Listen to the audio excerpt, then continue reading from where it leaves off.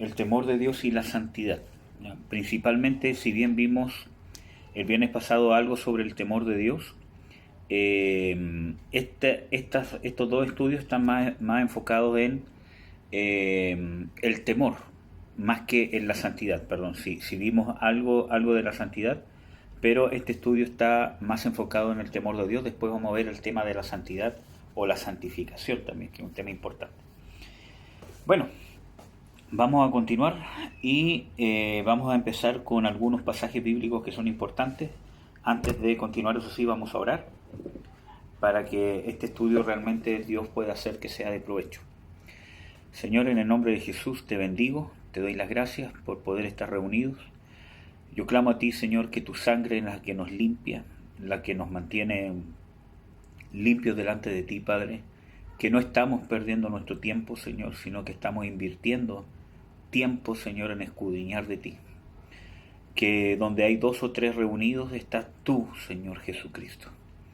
Que tú nos amas, que nada de lo que estamos haciendo ni lo que hemos vivido es coincidencia.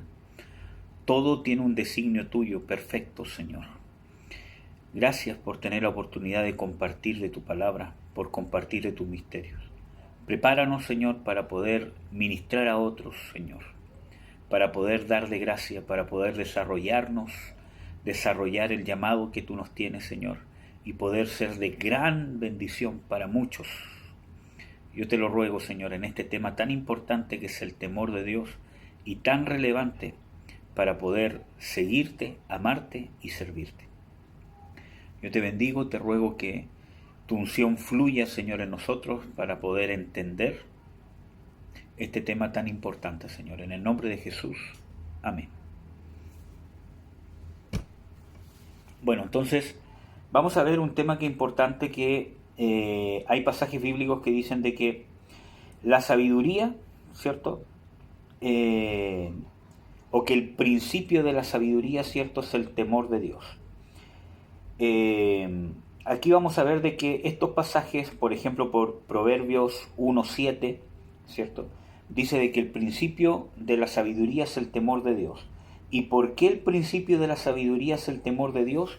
Porque hay que entender de que cuando la Biblia nos encontramos con la sabiduría, nos encontramos desde una cierta definición muy corta pero muy práctica, es saber hacer o saber cómo hacer lo que debo hacer. Cuando se habla de sabiduría, se habla de 2 cosas. Yo sé lo que tengo que hacer, pero también sé cómo lo tengo que hacer, cómo lo tengo que ejecutar. Eso es una persona sabia o alguien que aplica sabiduría, ¿cierto? En cada aspecto de nuestra vida, saber qué hablar, pero también saber cómo decirlo, cómo hablarlo, ¿cierto? Entonces todo eso tiene que ver con la sabiduría. ¿Y por qué el temor de Jehová es el principio de la sabiduría? Porque cuando habla del principio, ¿cierto?, habla de que necesito el temor de Jehová para ser sabio. De que es el puntapié de la sabiduría. De que es lo que a mí me va a hacer sabio. ¿Por qué? Porque cuando yo estoy en una incógnita, ¿cierto?, de qué voy a hacer, ¿cierto?, y busco sabiduría de Dios para yo saber qué hacer, necesito tener temor de Dios, porque si no tengo temor de Dios no voy a saber qué hacer. Muchas veces nosotros pensamos de que la sabiduría de Dios, esa sabiduría que está descrita en Santiago, ¿cierto?, que dice de que es de lo alto, etcétera, etcétera, pero muchas veces creemos de que esa sabiduría es algo que desciende del cielo sobre nosotros como algo místico, como un don, ¿cierto?, y nos da en ese instante sabiduría, si bien hay un don de sabiduría. Pero esa no es la sabiduría que debe tener el creyente. No es algo que llega, ¿cierto?, así como en un abrir y cerrar de ojos uno dice, Señor, dame sabiduría, ¡pum!, listo, sé qué hacer y cómo hacerlo. No, la sabiduría es algo que se aprende. Nosotros vemos en todo Proverbios, nos enseña a ser sabios, ¿cierto? Es una tras otra, ¿cierto?, enseñanzas, proverbios que nos dicen qué es lo malo, qué es lo bueno. Incluso, ¿cierto?, en Proverbios habla la ¿cómo se llama? Sabiduría y dice, escuchad mi reprensión, aprended, porque yo doy voces ¿cómo se llama? En la calle, ¿cierto? En las puertas. Y eso quiere decir de que en cada cosa que pase yo puedo sacar una enseñanza que me va a hacer sabio. Cada cosa que yo viva, cada cosa que yo vea, etcétera, etcétera, puedo sacar una enseñanza de algo que me va a hacer sabio, incluso de la naturaleza, que vemos, ¿cierto? En Proverbios que hay comparaciones con ¿cómo se llama? Los cangrejos, con ¿cómo se llama? Las hormigas, con los conejos, con la serpiente, con el león, etcétera, etcétera. Entonces, ¿cómo se llama? A eso se refiere con que la sabiduría clama en las calles, ¿ya? En una parte, ¿ya? Entonces, nos encontramos de que la sabiduría que debe tener todo creyente no es algo místico, no es algo que estoy en un momento, quiero ser sabio porque estoy en un momento y ¡pum!, llega mágicamente. Ese es el don de la sabiduría, que obviamente el Espíritu Santo puede darlo, pero Dios me demanda ser sabio en todo momento, en cada aspecto de mi vida. Y para eso necesito el temor de Dios, porque el temor de Dios me va a hacer sabio. Por ejemplo, ya vimos qué es el temor de Dios. Es conocer lo que Dios aborrece, conocer lo que Dios ama y aborrecer lo que Dios aborrece y amar lo que Dios ama. Viene de ¿cómo se llama? El temor de Dios provoca un cambio en mi ser, provoca un cambio en mis sentimientos, provoca un cambio en mi forma de pensar, en mi voluntad, en mi sentir, hacia donde se inclina mi corazón. El temor de Dios me inclina el corazón hacia donde se inclina el corazón de Dios. Entonces es más que simplemente una forma de actuar. Es una esencia en mi ser, un cambio en mi ser. Entonces, desde ese punto de vista, ¿cierto? Yo con el temor de Dios, como yo ahora, el temor de Dios, yo amo lo que Dios ama y aborrezco lo que Dios aborrece y me aparto de lo que Dios aborrece y me dirijo hacia lo que Dios ama, entonces puedo ser sabio. O entonces soy sabio.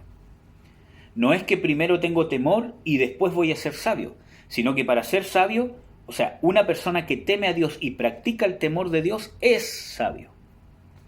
Por eso de que dice de que el principio de la sabiduría es el temor de Jehová. Es el principio. Es cómo se da la sabiduría. Entonces, cuando yo estoy en cualquier situación, ¿cierto? Cualquier situación que, ¿cómo se llama? Me toca vivir, incluso, ¿cómo se llama? Inesperada. Si yo tengo temor de Dios, voy a aplicar sabiduría. ¿Por qué? Porque me voy a alejar de lo que es malo. De malo hablo de cómo hablar, qué decir, si me enojo, si no me enojo, si cualquier cosa. Me voy a apartar de eso, no lo voy a hacer porque a mí me desagrada hacerlo y voy a amar y voy a aplicar lo que amo, que es lo que Dios ama. Voy a responder como debería, voy a reaccionar como debería, voy a tomar la decisión que debería tomar. Entonces, por eso que es el principio de la sabiduría. Vamos a ver otros pasajes del Salmo 111:10.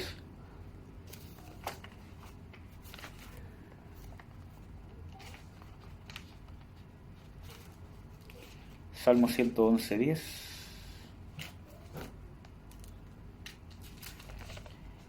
Dice: el principio de la sabiduría es el temor de Jehová. Buen entendimiento tienen cuantos ponen aquellos por obra. Su loor permanece para siempre.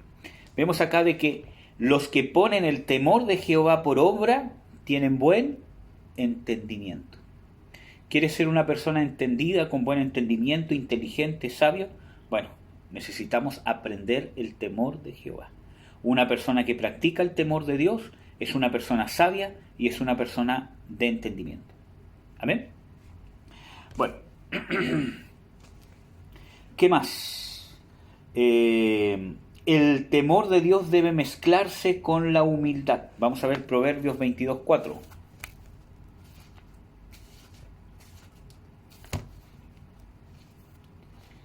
Proverbios 22:4.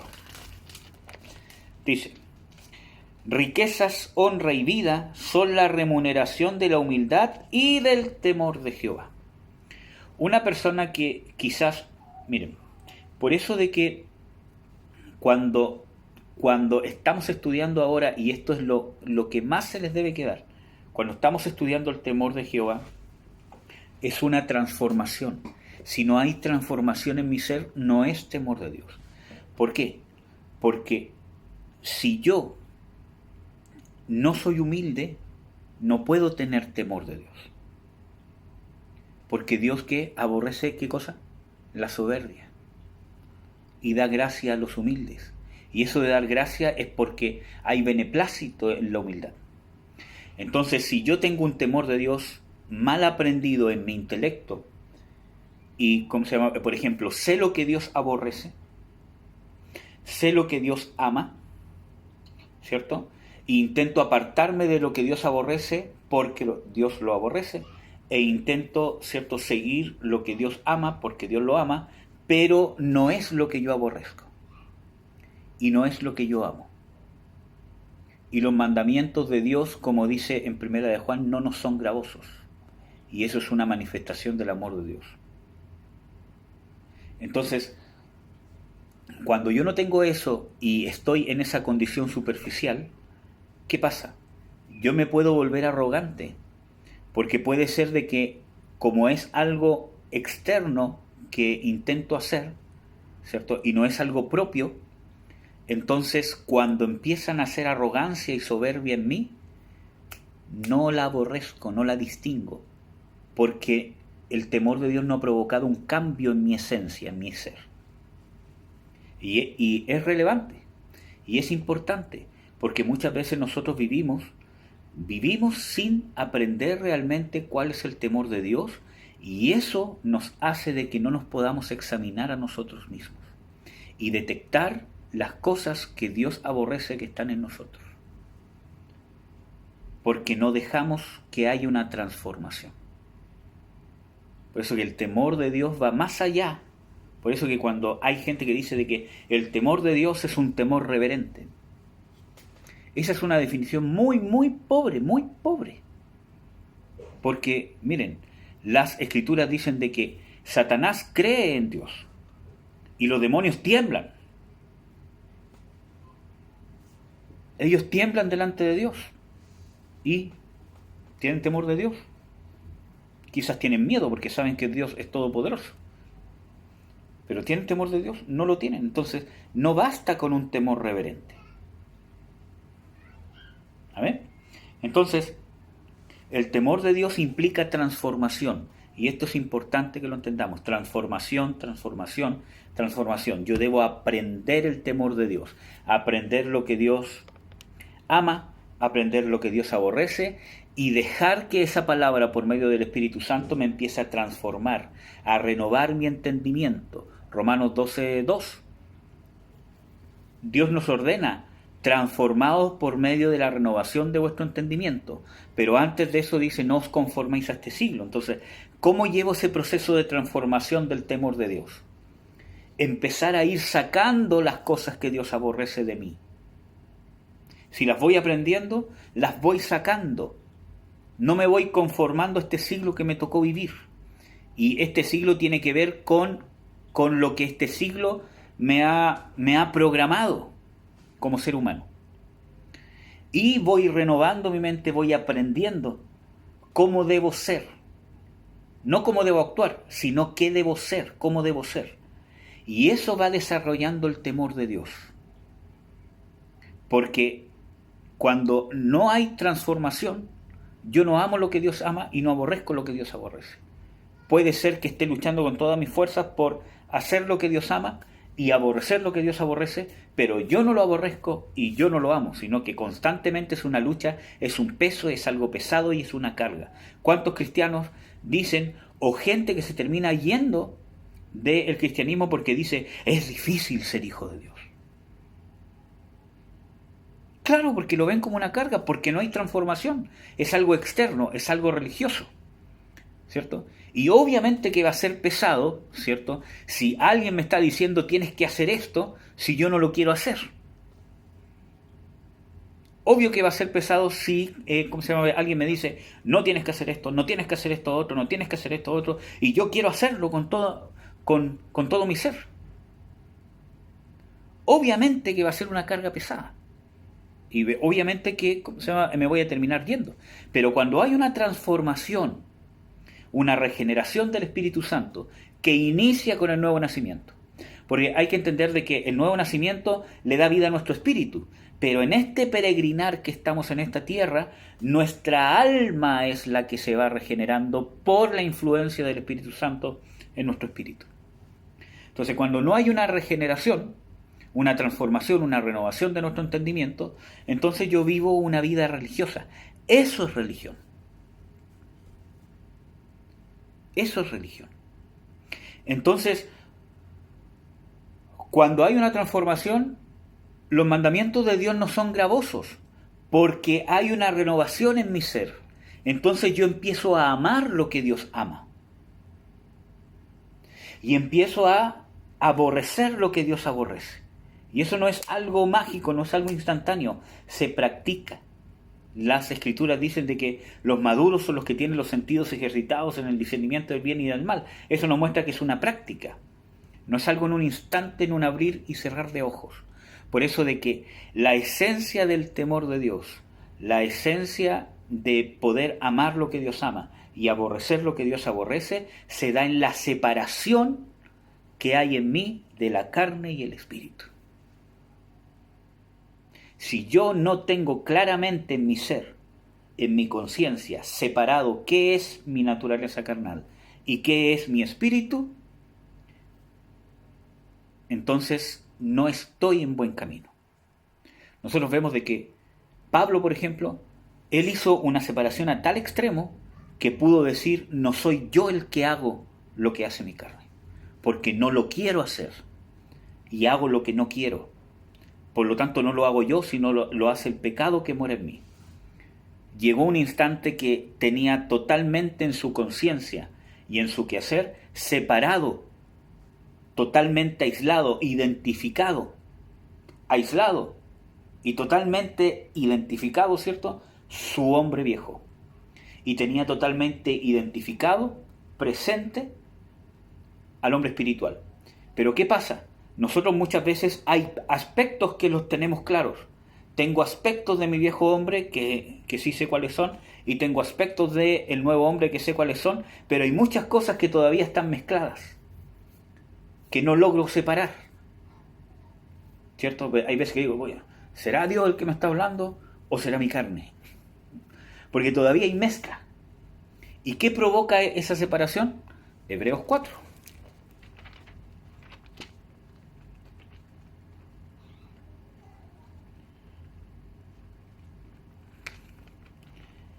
Hebreos 4.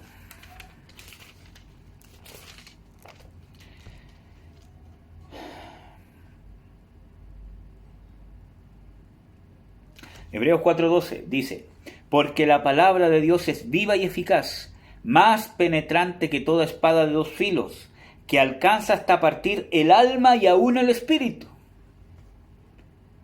¿Qué más? Las coyunturas y los tuétanos, y discierne los pensamientos y las intenciones del corazón. Muchas veces nosotros pensamos de que cuando dice de que la palabra de Dios es, ¿cierto?, como una espada de dos filos, es para atacar solamente a Satanás, ¿cierto?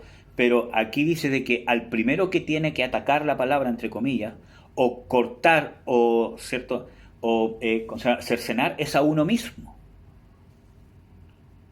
Penetra hasta partir el alma y el espíritu, los separa. Yo tengo una noción clara de qué es mi espíritu, qué es mi alma. Porque si no tengo esa noción clara, ¿cómo voy a sujetar el alma al espíritu? Si hay áreas en mi vida que todavía confundo con mi alma. Entonces vemos de que la palabra es la que penetra, la que divide, y a través de esto también yo puedo discernir, dividir, tener claro identificado a mi hombre espiritual, o el hombre nuevo, y a mi hombre carnal. Pablo lo dice en Romanos 7, ya no lo hago yo, lo hace el pecado que mora en mí. Y muchas veces nosotros nos tomamos de esa frase sin tener idea a la profundidad de lo que significa. Entonces, ese es el propósito de Dios, y eso es el temor de Dios, amados y amadas. El temor de Dios nace que tú tengas plenamente identificados. Y nosotros tenemos que trabajar, miren, después del conocimiento de Dios, el conocimiento más importante que tengo que tener es el conocimiento de mí mismo, especialmente de mi carne.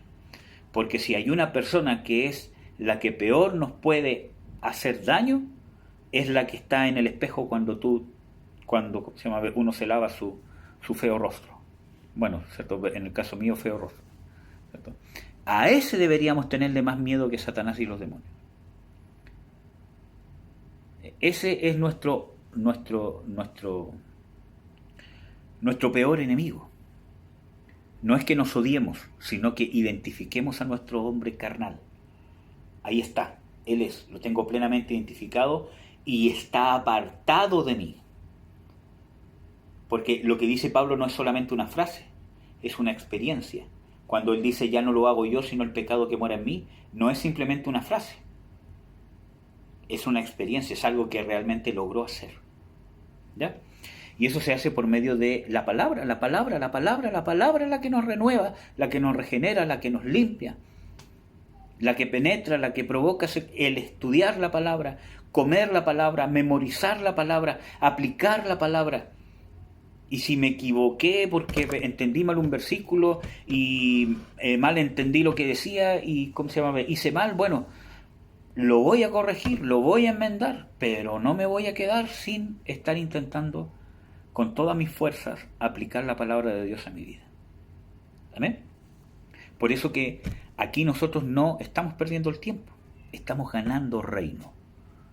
Porque para poder servir a Dios necesito temor de Dios. Si no voy a ser un mal siervo, pero del temor de verdad, que quizás estamos estudiando como una pincelada ahora. Entonces, por eso dice en Proverbios 22:4 de que la humildad y el temor de Dios, dice, riquezas, honra y vida son la remuneración de la humildad y el temor de Dios. Entonces, cuando yo amo lo que Dios ama y aborrezco lo que Dios aborrece, voy a amarse el humilde, voy a perseguirse el humilde, pero no por algo externo, no porque a Dios le agrada solamente, sino que lo que Dios le agrada está haciéndose propio. A mí me está agradando lo que Dios le agrada, porque estoy en una relación que cada vez se está estrechando más con Dios, que está provocando un cambio en mí. Por lo tanto, cuando empiece a nacer arrogancia, ¿cierto?, mi espíritu lo va a rechazar, yo lo voy a rechazar. Y miren, hermanos, quizás, bueno, yo trato de no hablar de los testimonios personales, ¿cierto? Pero creo que esta vez sí voy a hablar un poco. Pero yo, una de las cosas que pude experimentar más el actuar de la unción de Dios en mi vida es cuando pude aprender, porque pude aprender a discernir cuándo, ¿cierto?, estaba bajo un ataque demoníaco y cuándo era mi carne. Fue uno de los principios de poder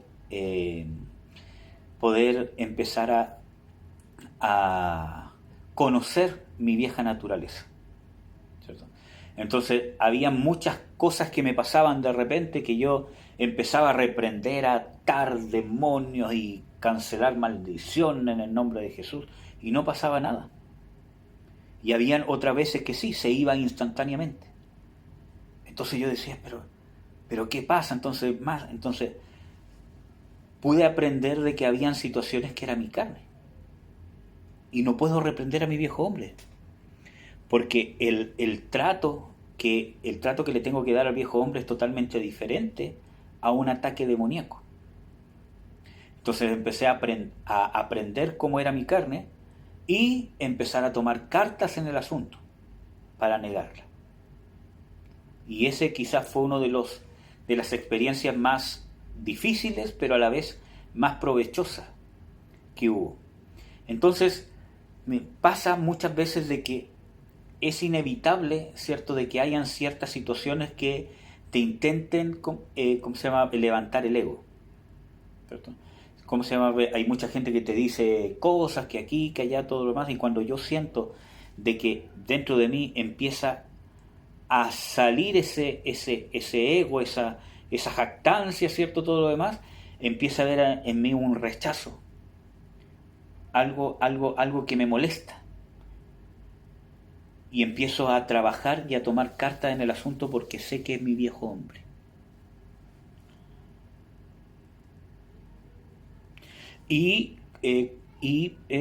Lo contrario.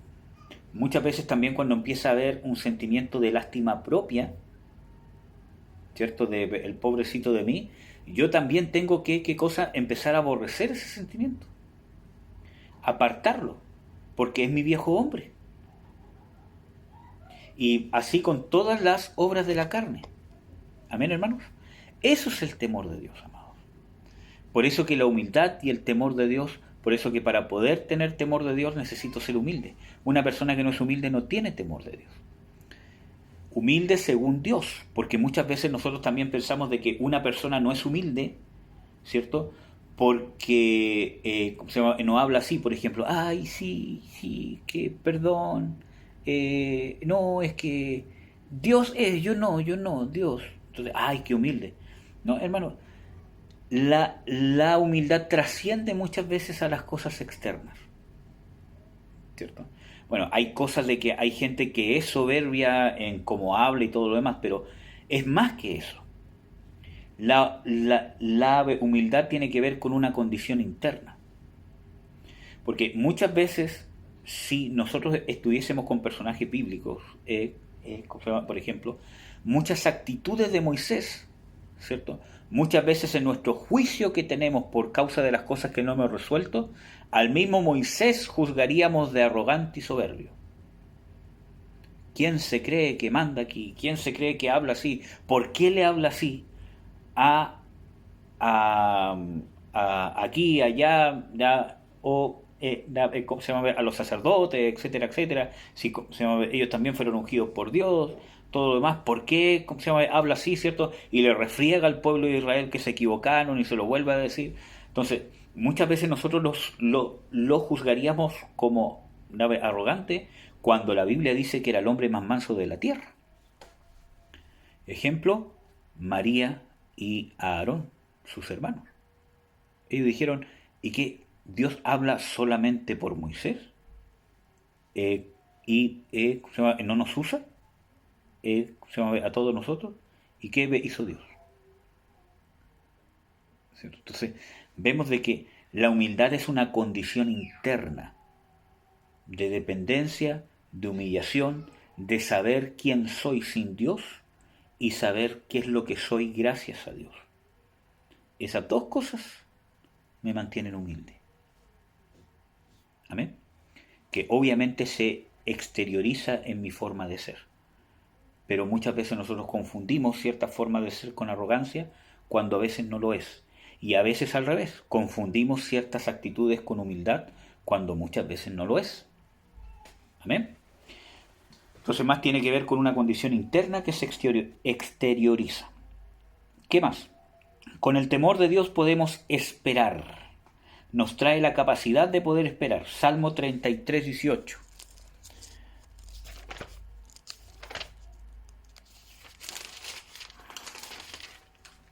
Salmo 33, 18. Dice, He aquí el ojo de Jehová sobre los que le temen, sobre los que esperan en su misericordia. Entonces aquí dice, sobre los que le temen, sobre los que esperan en su misericordia. ¿Qué necesito para poder esperar en la misericordia de Dios? Temor de Dios. Porque voy a aborrecer la desesperación. Porque ¿cuál es el peligro más grave que nos puede pasar cuando perdemos la esperanza en Dios? Que empezamos a hacer las cosas sin Dios, a espaldas de Dios, porque nos desesperamos, perdemos la esperanza. Entonces empezamos a hacer cosas que sabemos que no agradan a Dios. Ese quizás es el fin, el peligro de lo que se empieza a sembrar cuando perdemos nuestra esperanza. ¿Ya? ¿Qué más?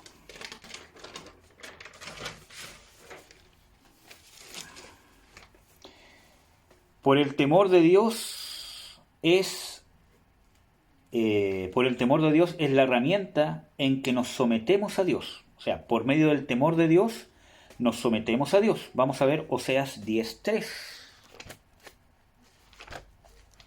¿Qué quiere decir esto? Que sin temor de Dios, este temor de Dios que transforma, que regenera, que provoca un cambio en nuestra esencia, sin eso no me puedo sujetar a Dios. ¿Cuál fue el pasaje que dije? Oseas 10:3. Dice: porque dirán ahora, no tenemos rey porque no temimos a Jehová. ¿Y qué haría el rey por nosotros? Entonces aquí vemos de que dice, no tenemos rey porque no temimos a Jehová. Y es importante porque ¿quién es el rey de reyes? ¿Quién es el que debería reinar sobre nuestras vidas? Jesucristo. Cuando nosotros no tememos, ¿cierto? No es que en el sentido de que Jesús deje de ser rey, porque Él es rey de reyes, ¿ya? Él sigue siendo rey soberano y es más, nosotros seguimos siendo de su propiedad, sino que a lo que se refiere esto de que nosotros nos sacamos la cobertura del reinado de Jesús cuando no tememos a Dios. No tenemos rey porque no temimos a Jehová. Entonces cuando yo no vivo en el temor de Dios o no tengo el temor de Dios, ¿cierto? Yo me salgo de la protección, del gobierno de Jesucristo. Jesucristo sigue siendo mi rey, pero yo estoy en rebelión. Amén. Entonces, esos son peligros de no tener temor de Dios. Por lo tanto, necesito el temor de Dios para que el reinado de Jesús se haga latente sobre mí. Este pasaje también uno lo puede ver desde otro punto de vista, sin perder el significado bíblico, ¿cierto? Que también habla de que cómo yo traigo cobertura de parte de Dios sobre mi vida, quizás la cobertura por medio de pastores, por medio de quien sea, que es parte del reinado de Jesús, porque, ¿cómo se llama? Hay que recordarle que la unción que Dios da tiene una parte de una unción que aplica el reinado de Jesucristo, que es el gobierno, la justicia de Jesús. Y esa autoridad en la unción se imparte por medio muchas veces de los ministerios, de nosotros en cualquier tipo de influencia que tengamos como padres, como esposos, como madres, etcétera, etcétera. Aunque no es la totalidad de la autoridad de Jesús como rey, pero es una parte para poder ejercer la autoridad que Dios nos ha dado. ¿Ya? Entonces, cuando yo temo a Dios, me pongo la cobertura. Mira, hermanos, hay mucha gente que no tiene temor de Dios y anda buscando coberturas y va a buscar la cobertura con el pastor más famoso, con el apóstol más conocido, ¿cierto? Todo lo más, quizás para él cuando vaya para algún lado, yo estoy bajo, ¿cómo se llama? La cobertura del apóstol tanto. Pase, por favor, señor querubín, adelante, cuidado con las alas, que no se le queden en la puerta. Entonces, realmente nosotros,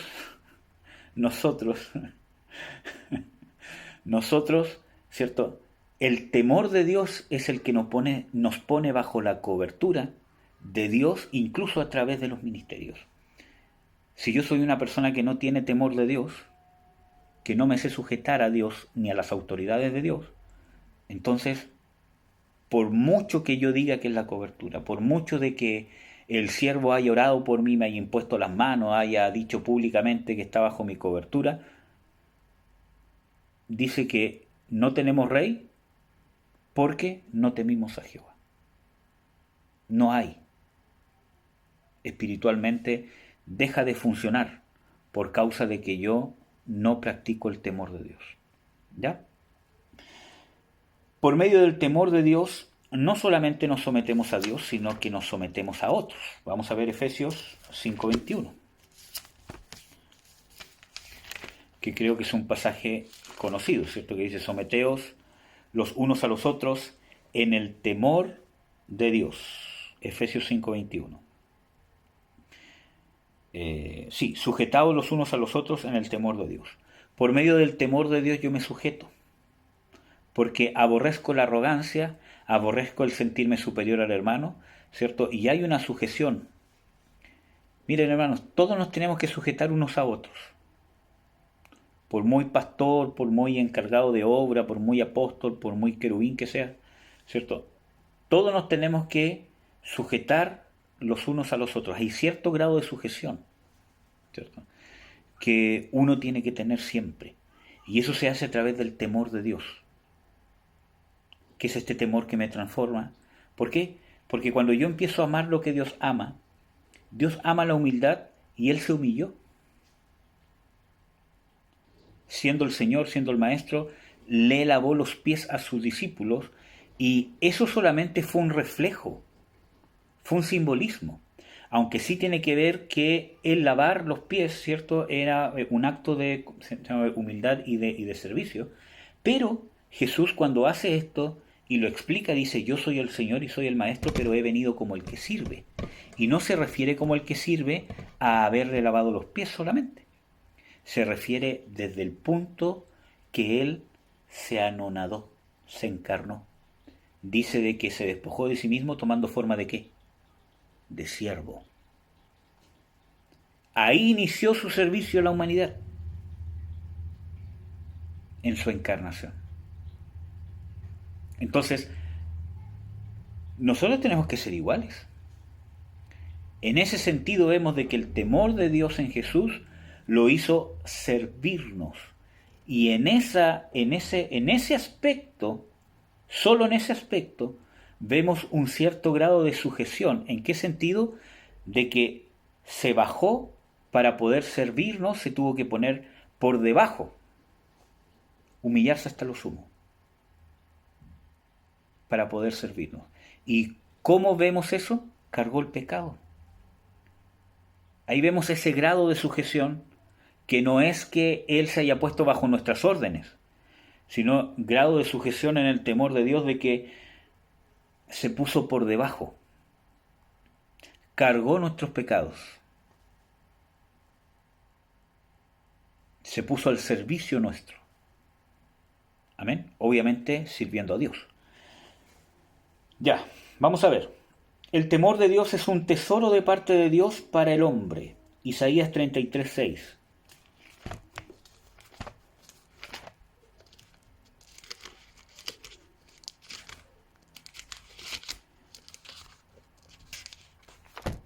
Isaías, todavía no me acostumbro a esta Biblia nueva. 33:6 dice: Y reinarán en tus tiempos la sabiduría y la ciencia, y la fuerza de la salvación. El temor de Jehová será su tesoro. Y eso habla de cómo tenemos que amar el temor de Dios, cómo tenemos que buscar el temor de Dios, cómo tenemos que cuidar el temor de Dios. Que vuelvo a reiterar, no es algo mágico. ¿Qué más? Vamos a ver Éxodo 18:21.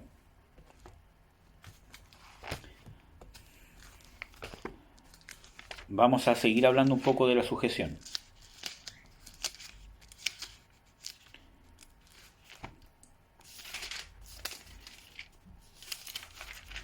Éxodo 18:21.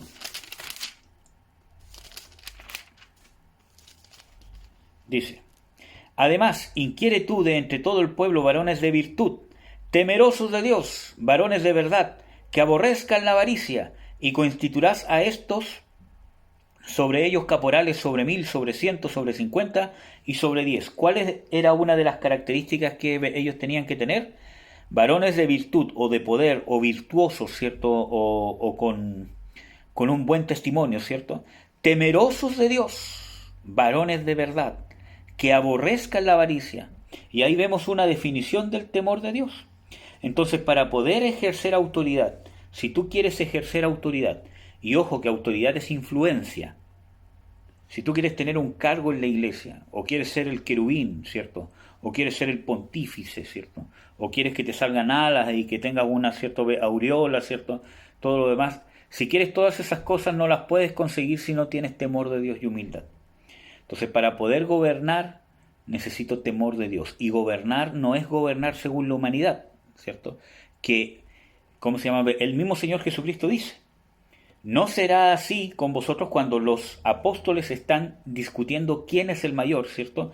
Dice: vosotros sabéis que en el mundo los que se enseñorean Sobre los demás son llamados bienhechores. Y eso tiene que ver con lo que pasa ahora. Miren. ¿Qué es lo que responde el Señor Jesucristo? Dice, no será así entre vosotros.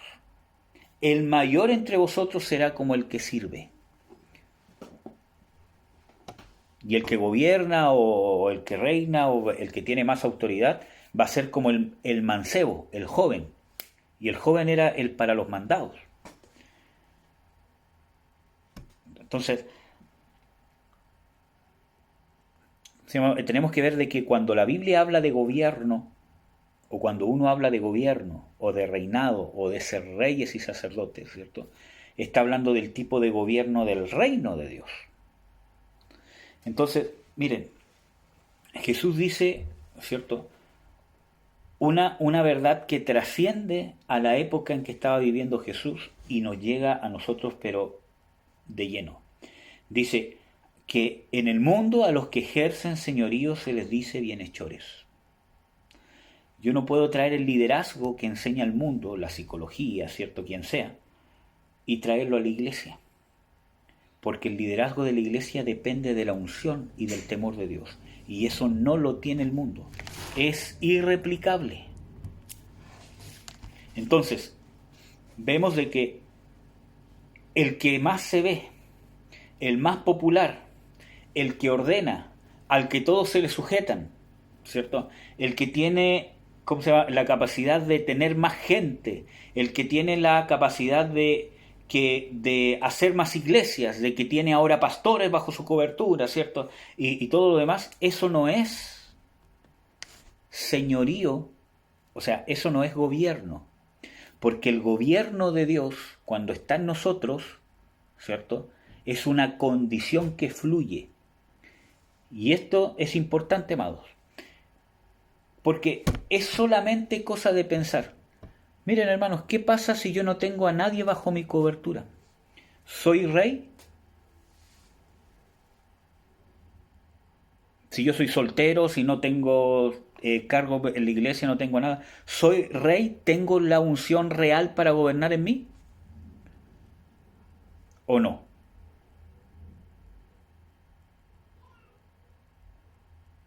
Si no la tengo, es porque vivo un señorío humano. Yo tengo la unción de Dios en mí. Soy rey y sacerdote. Fui hecho rey para reinar, gobernar. Esa actitud de la unción del reinado de Jesús está en mí, aunque yo no esté ejerciéndola en la práctica. Entonces es relevante. Por eso que es importante. No porque yo sea líder de la iglesia, tengo ahí recién estoy ejerciendo autoridad. Nosotros tenemos autoridad de parte de Dios. Entonces es una condición interna que se desarrolla, que actúa obviamente cuando tengo que ejercer cierto grado de influencia. Por eso que Jesús dice, y no será así entre vosotros, porque en el mundo los que se enseñorean son llamados bienhechores. Y muchas veces pensamos de que ese enseñorearse es estar con un látigo, ¿cierto? Y dice de que no será así como se hace en el mundo. El liderazgo de la iglesia se basa en la unción, en la capacidad que tengo de autoridad. Y esa capacidad que tengo de autoridad se da en mi condición interna. Mira, hermanos, si no puedo dominar mi lengua, si no puedo luchar contra mi carne, ¿qué autoridad voy a ejercer? Si no logro poner bajo sujeción a mi propia carne. Si creo de que no tengo autoridad porque la gente no se me sujeta, porque no me hace caso, tengo la autoridad equivocada. Porque la autoridad no es que la gente se te sujete.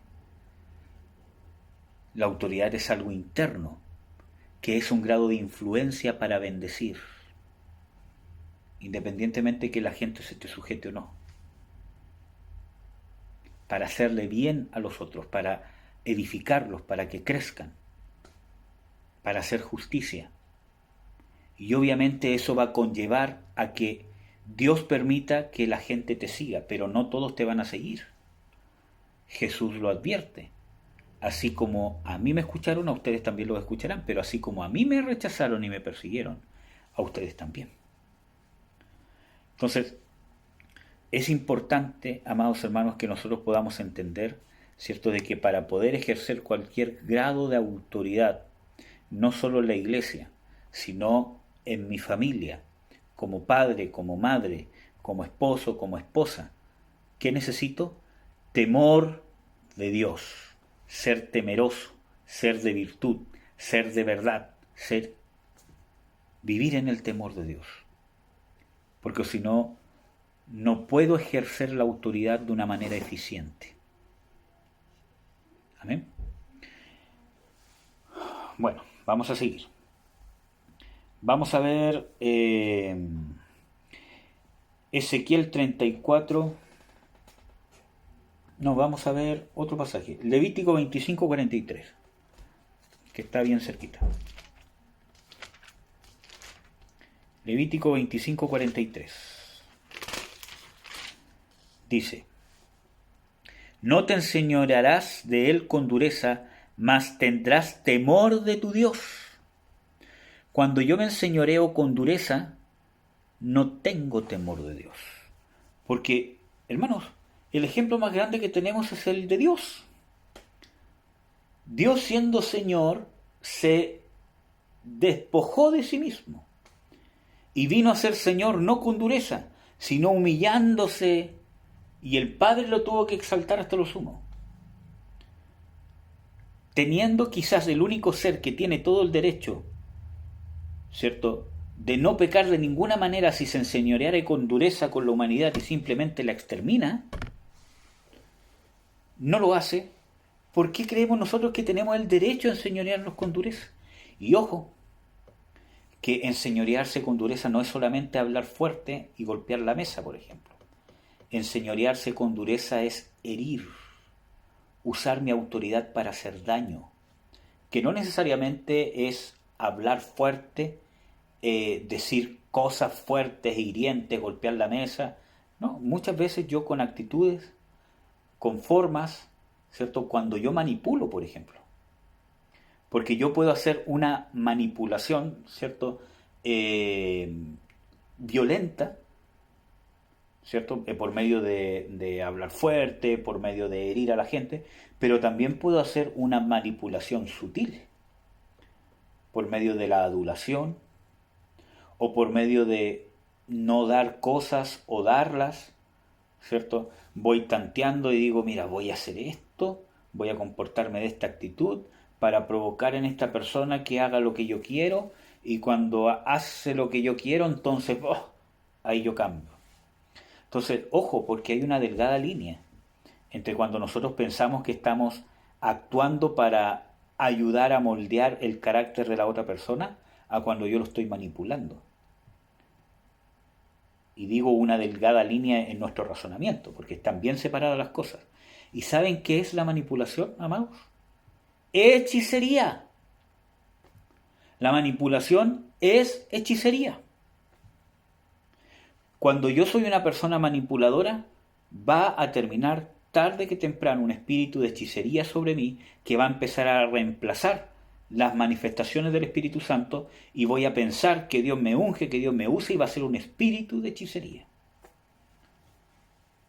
Eso es la manipulación, hechicería. La Biblia lo dice. Las vendas mágicas, de quitarle las fuerzas al justo, de ¿cómo se llama?, animar al... Todo eso habla de manipulación, hechicería. Entonces, ojo, en los matrimonios, cuando nosotros o un cónyuge manipula con el sexo, con su forma de ser. ¿Por qué? Porque la manipulación es un principio de soberbia. Porque cuando yo manipulo a alguien es porque me siento superior, porque a él lo miro inferior. No porque sea más tonto, sino porque yo quizás siento que en esta área soy más justo.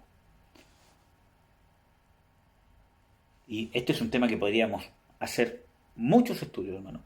Pero la manipulación es un problema que no tiene nada que ver con el temor de Dios. A eso se refiere con no enseñorearse con dureza.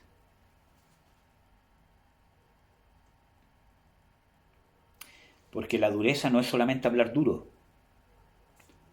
La manipulación, hermanos. La manipulación. Con los hijos. Cómo los cónyuges se manipulan entre sí con los hijos, por ejemplo. Voy a tratar de quitárselo sutilmente para que esté conmigo, para que se sienta mal, para que tome conciencia del pecado, y entonces yo soy el Espíritu Santo, ahora yo doy conciencia del pecado. Entonces, no, cosas así.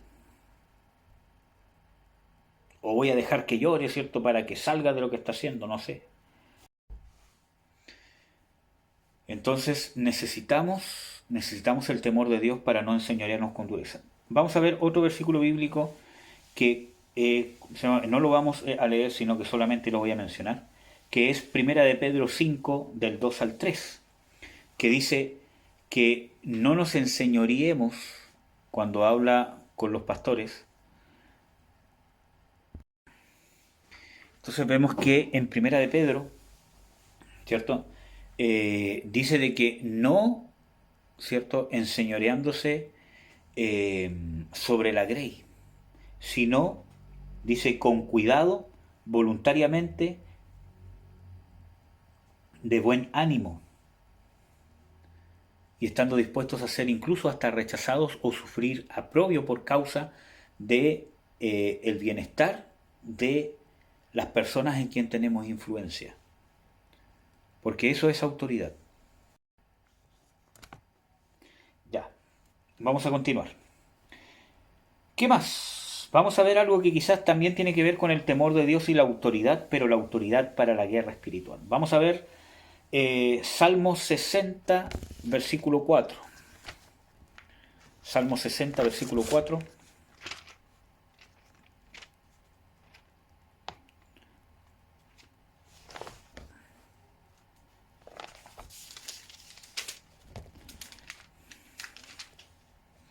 Dice: has dado a los que te temen bandera, que alcen por la verdad. Y es importante porque este término bandera es un término de guerra, es un término de identificación, es un término de una nación vencedora, o una bandera o un estandarte para ir a la guerra. Entonces, a los que te temen le has dado bandera, ¿cierto?, que alcen en son de guerra, ¿cierto?, por la verdad. ¿Ya? Vamos a ver un poco más de eso. Vemos de que el temor de Dios es cuando Dios nos da bandera, nos da el estandarte para poder ir a la guerra. Isaías 59, 19. Vamos a ver esto de la bandera para que lo comprobemos en la Biblia. 59, 19 dice: y temerán desde el occidente el nombre de Jehová, y desde el nacimiento del sol su gloria, porque vendrá el enemigo como río, mas el Espíritu de Jehová levantará, ¿qué cosa? Bandera contra él. Entonces vemos de que cuando dice en el Salmo, ¿cierto?, en el Salmo 64, de que los que temen a Dios, ¿cierto?, Dios les da bandera, está hablando de ¿qué? Lucha, guerra, levantar bandera en contra del enemigo, y obviamente por medio del Espíritu Santo.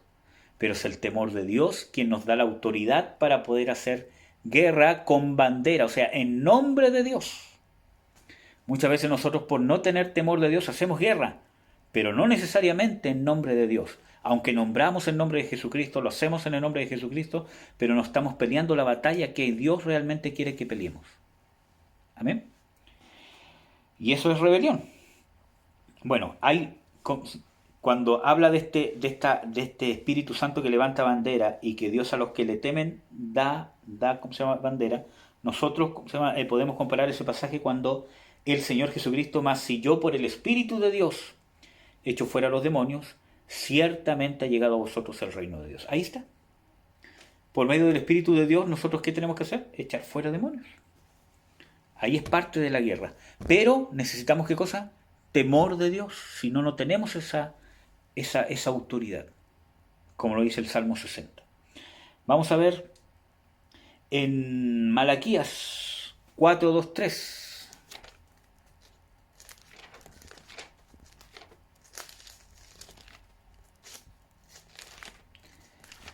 Malaquías 4:2-3 dice: Mas a vosotros los que teméis mi nombre, nacerá el sol de justicia y en sus alas traerá salud, y saldréis y saltaréis como becerros de la manada. Y hollaréis a los malos, los cuales serán ceniza bajo las plantas de vuestros pies en el día que yo hago, ha dicho Jehová. ¿Quiénes tienen esta facultad de hollar a los malos, los cuales serán ceniza bajo nuestras plantas de nuestros pies? ¿Quiénes? Los que temen su nombre. Temor de Dios. ¿Qué es lo que dice, por ejemplo, en Lucas 10:19? Dice: He aquí, hoy doy potestad ¿de qué? De hollar serpientes y escorpiones y sobre toda fuerza del enemigo, y nada os dañará. Entonces vemos que la autoridad en contra de los demonios para hacer guerra espiritual, ¿cierto?, efectiva, depende del temor de Dios.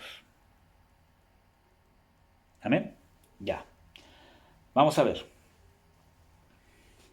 La iglesia es edificada y fortalecida cuando anda en el temor de Dios. Hechos 9:31.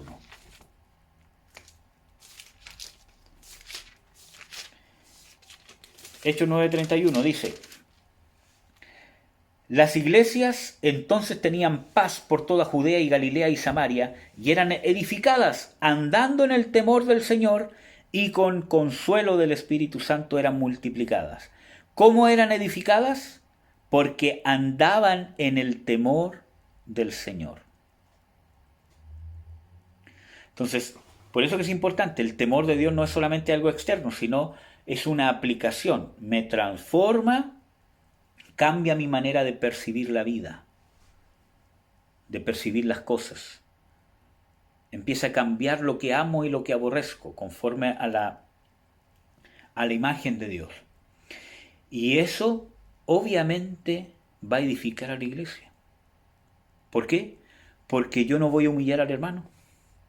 Si yo voy a hacer algo, lo voy a pensar dos veces, esto que voy a hacer, lo que voy a decir o cómo lo voy a decir, ¿va a ser de edificación para él? Y de edificación no es solamente lo va a hacer sentir bien y feliz, no.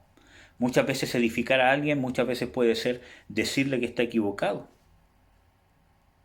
A veces le tengo que decir que está equivocado de buena manera, pero a veces, si es necesario, lo voy a tener que reprender. Pero eso que voy a hacer, ¿va a ser de edificación? Sí, lo va a edificar porque alguien lo tiene que reprender. No, va a ser de edificación según Dios. Es el tiempo, es el momento, es aquí, en el ahora. ¿Sabes tú lo que está viviendo esa persona? No tienes idea de lo que pasa dentro de su ser. Dios lo sabe y por eso necesito temor de Dios. Porque si yo amo reprender, no tengo temor de Dios. Si yo espero la oportunidad para lanzar palos, no tengo temor de Dios. O si yo nunca tiro palos porque quiero puro tirar flores, no tengo temor de Dios. Amén. Ya. Vamos a ver. ¿Qué más? Se necesita del Espíritu Santo como base para la manifestación, ¿cierto?, del temor de Dios. En Isaías 11:2, ¿cierto?, vemos un pasaje donde se hace una descripción de que el Espíritu de Jehová estaría, como ciertamente estuvo, en Jesucristo. Y habrá espíritu de sabiduría, espíritu de temor de Jehová. Entonces vemos de que en Jesucristo se manifestaron espíritus, aparte del Espíritu Santo, espíritu de Jehová, espíritu de sabiduría, pero la base es la unción del Espíritu Santo. Quizás alguien que vea este video puede decir: ¡ay, qué blasfemia! Realmente lo que dice ahí del Espíritu de Jehová, ¿cierto?, y espíritu de sabiduría y de temor de Jehová son manifestaciones del Espíritu Santo. Bueno, creas eso o no, independientemente de eso, tenemos que concordar de que para poder tener temor de Dios necesito la unción del Espíritu Santo. Sin la unción del Espíritu Santo no puedo tener ni puedo aplicar, por muchas cosas. Pero la más importante es porque ¿quién es el que me transforma? La unción me transforma. La unción me transforma. Y eso es importante porque ¿qué evidencia tengo yo de que la unción de Dios está en mí? Los milagros, las señales, la revelación, los sueños, que lo que hablé fue de bendición para los que oyeron, lo que enseñé fue de bendición, que oro bonito, o que oro y pasa, o que siento que soy muy humilde, no sé, todas esas cosas, o que siento que tengo ¿cómo se llama? Aureola, ¿cierto? En la cabeza. No, realmente ¿cuál es la manifestación más importante de la unción? El cambio que la unción produce en mí. Si la unción no produce un cambio que me lleva más a la luz, yo dudaría si es la unción de Dios. Y si yo creo que ya la unción no me cambia, es porque la necesito. Porque la Biblia dice de que constantemente estamos creciendo y desarrollándonos. Pablo dice, yo no creo haberlo alcanzado ya. No soy perfecto, prosigo a la meta, para ver si alcanzo para lo cual fui llamado. Amén. Entonces, necesitamos la unción transformadora que provoca que nosotros seamos personas que temen a Dios. Vamos a ver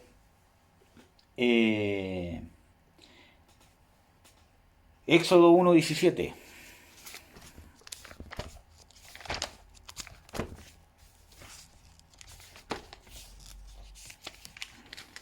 Dice, mas las parteras temieron a Dios y no hicieron como les mandó el rey de Egipto, sino que reservaban la vida a los niños. Aquí vemos de que el faraón, ¿cierto?, había dado la orden de matar a todo niño varón, pero las parteras dice que tuvieron temor de Dios y no hicieron como el rey. Entonces aquí vemos de que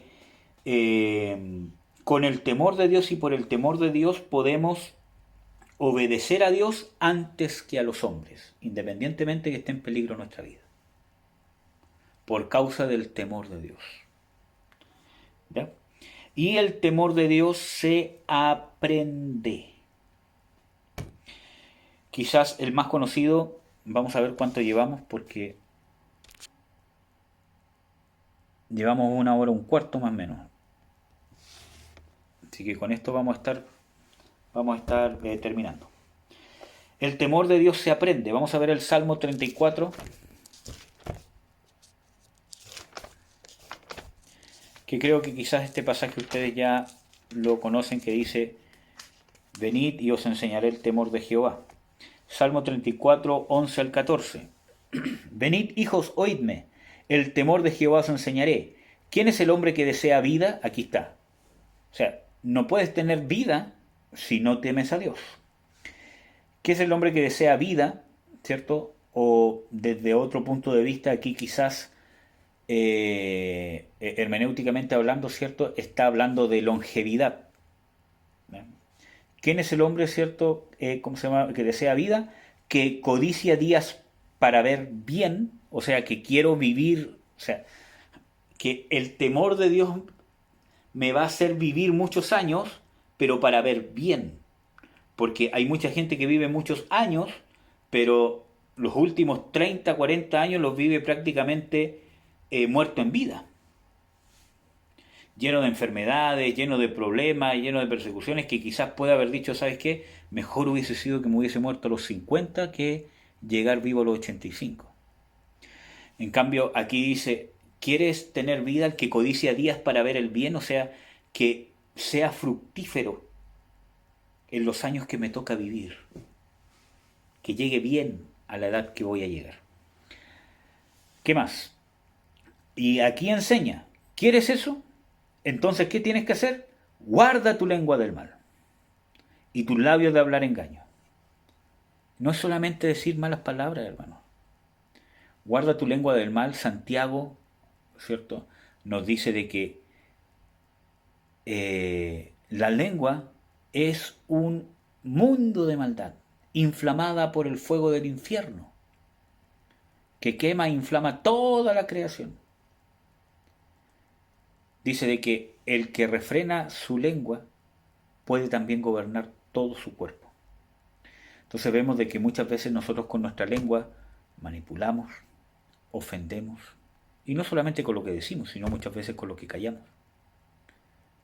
Herimos, porque hay cosas ocultas en nuestro corazón que se dejan ver de lo que sale de nuestra boca. Jesús dice, de la abundancia del corazón habla la boca. Entonces, vemos de que primero, guarda tu lengua del mal y tus labios de hablar engaños. No es coincidencia que lo primero que mencione para enseñar el temor de Dios es la boca, la lengua. Y se complementa con Santiago. No es coincidencia que sea lo primero que menciona. Vamos a ver. Apártate del mal y haz el bien. Y aquí está la definición que dimos el viernes pasado del temor de Dios. No es solamente aborrecer el mal, sino amar y buscar lo bueno. Aborrecer el mal, apartarse. Conocer y buscar el bien y hacerlo. Y ahí está la transformación, el cambio de esencia. Busca la paz y síguela. Los ojos de Jehová están sobre los justos y atentos sus oídos al clamor de ellos. Entonces vemos de que el temor de Jehová se aprende, ¿cierto? ¿Y cómo se aprende? Cuando la palabra de Dios, o yo dejo que Dios exponga lo malo que hay en mí y exponga lo bueno que Dios quiere que yo sea. Por eso que yo siempre les hablo de dos cosas totalmente básicas y relevantes para poder servir a Dios y poder ser una persona humilde y temerosa de Dios. Primero, conocer qué soy sin Dios. Y segundo, conocer qué es lo que Dios ha hecho en mí. Si tengo esas dos cosas en un perfecto equilibrio, voy a poder ser humilde y voy a poder tener fe que le crea a Dios. Voy a poder vivir en la gracia o dependiendo de la gracia de Dios. ¿Ya? Vamos a ver. Deuteronomio 8, 5, 6. Vamos a ver cómo se enseña este temor. Aquí vimos de que se expone lo malo y se expone lo bueno y se exhorta a que se aborrezca lo malo y se haga lo bueno. Como decía el Salmo 34. Deuteronomio 8, 5, 6. Dice: reconoce a sí mismo en tu corazón que como castiga el hombre a su hijo, así Jehová tu Dios te castiga. Guardarás pues los mandamientos de Jehová tu Dios, andando en sus caminos y temiéndole. ¿Cómo Dios enseña el temor de Dios? Que es, ¿cierto?, guardar los mandamientos de Dios. Y cuando Dios habla de guardar sus mandamientos, no es solamente hacer lo que Dios dice que hay que hacer, sino no hacer y apartarse de lo que Dios prohíbe hacer. ¿Cierto? ¿Cómo? Castigo. Como el hombre castiga a su hijo, así Jehová tu Dios te castiga. Así Dios enseña el temor de Dios. Es otra forma. Ya vimos la del Salmo 34, que es exponiendo lo bueno y lo malo y exhortando a que se haga o a que se deje de hacer. Vamos a ver, Deuteronomio 6, 1, 2.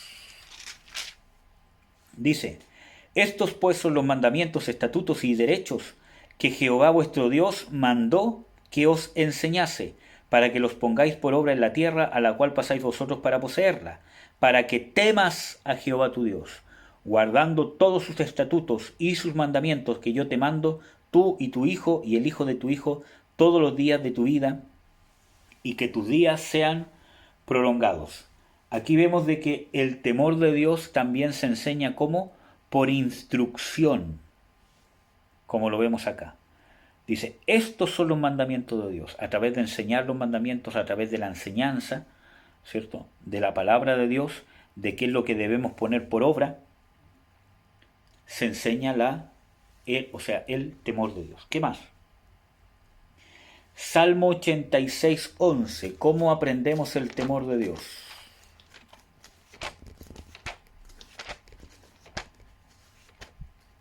Salmo 86, 11.